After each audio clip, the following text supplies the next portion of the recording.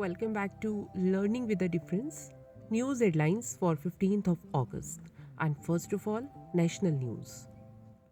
11 judges appointed in Punjab and Haryana High Court, Law Ministry.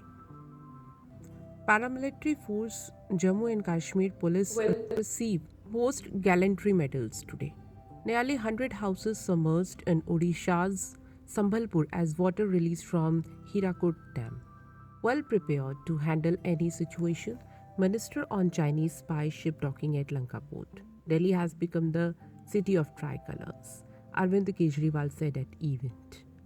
Eknath Shinde announced cabinet portfolios.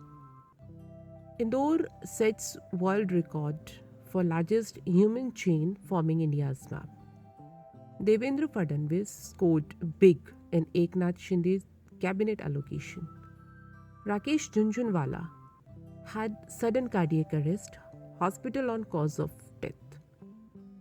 108 feet tall national flag installed in Kashmir's Baramulla.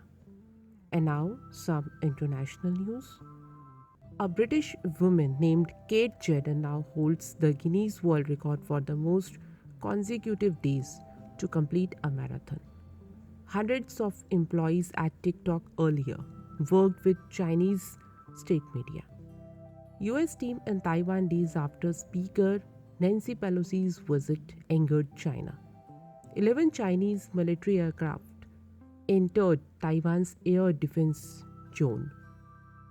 Taiwan thanked India, others for support amid China tensions. And now some sports news.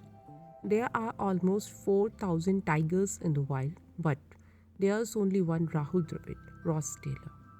Cheteshwar Pujara scored 174 off 131, registered second consecutive century in Royal London One Day Cup 2022. Nottingham Forest celebrated their first home game in the Premier League for 23 years by beating West Ham 1-0 on Sunday. And now news related to business.